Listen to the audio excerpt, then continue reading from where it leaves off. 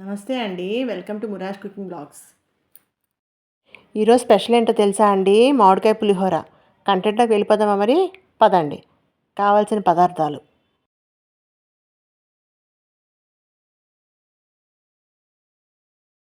మామిడికాయ తురుమండి.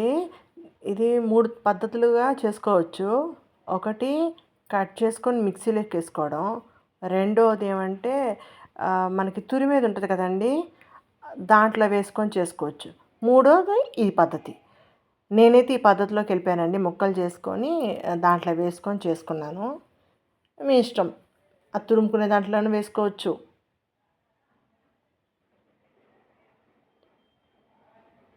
ఇదిగోండి, నేను చూపిస్తున్నాను కదా, అలానే తురుముకోవచ్చు. మూడో పద్ధతి వచ్చి మిక్సీలో వేసుకోవడం. అర్థమైంది కదండి.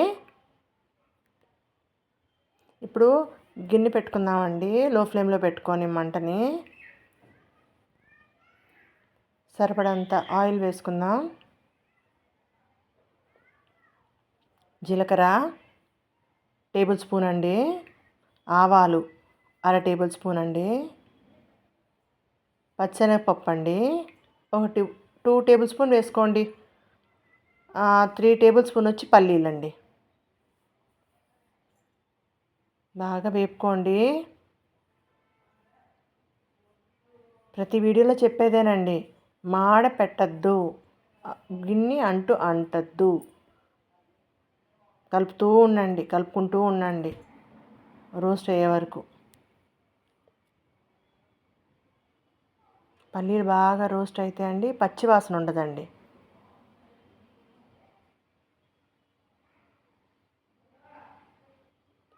రోస్ట్ అయ్యాయి కదండి. ఇప్పుడు ఎండుమిరపకాయలండి. నేను ఒక 3 దాకా తీసుకున్నాను. తుంచి వేసేసుకుంటున్నాను.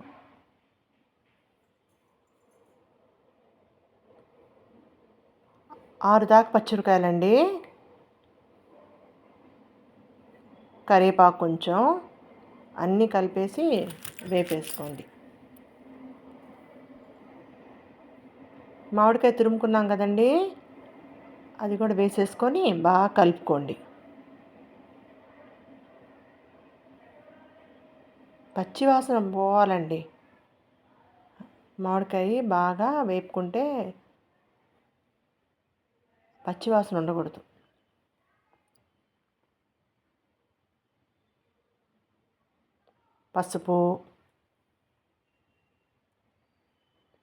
పసుపు ఒక టేబుల్ స్పూన్ పడుతుందండి. పులిహోర కదా, కొంచెం కలర్కి. ఉప్పేమో 2 టేబుల్ స్పూన్లు వేసానండి.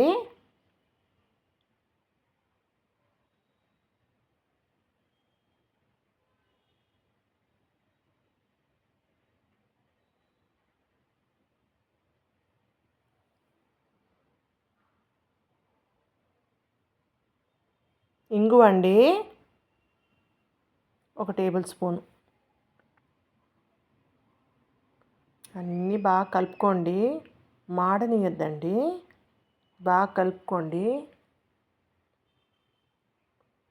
కలుపుకోలేదు అనుకోండి, ఆ మామిడికాయ ఉంది కదండి పేస్టు, కింద బాగా అడుగంటేస్తుందండి. అందుకని మరీ చెప్తున్నాను, కలుపుకోండి అని. ఏమండి, అందరూ చూస్తున్నారండి మా ఛానల్ని, కానీ సబ్స్క్రైబ్ మాత్రం చేసుకోవట్లేదు. మర్చిపోకుండా సబ్స్క్రైబ్ చేయండి మీకు నచ్చినట్టయితే. సరేనా అండి? బాగా కలుపుకున్నాను కదండి. ఇప్పుడు ఈ రైస్ అండి వీడియోని అప్లోడ్ చేస్తాను. ఏ విధంగా నేను రైస్ కుక్కర్లో పెట్టింది చూపిస్తానండి. మరి మనం ఇప్పుడు చేసుకున్న ఈ మామిడికాయ ఉంది కదండి పేస్ట్, అదంతా రైస్లో కలుపుకోండి. నేను చూపించిన విధంగా చేసుకోండి. మొత్తం రైస్ అండి ఏమంటారు, కూర కలిపినట్టు కలపకండి. ఇప్పుడు నేను ఎలా చూపిస్తున్నానో అలా కలుపుకోండి. అప్పుడు రైసు విరగదండి, విరిగిపోదు. బాస్మతి రైస్ అయినా, ఈ రైస్ అయినా, ఏ రైస్ అయినా అండి, నేను చూపించిన కింద నుంచి అనుకోండి, మళ్ళీ కింద నుంచి అనుకోండి, అట్లా. అంతేగాని కూర కలిపినట్టు కలపకండి. రైస్ అంతా విరిగిపోద్దండి, అప్పుడు బాగుండదండి చూసేదానికి కూడా.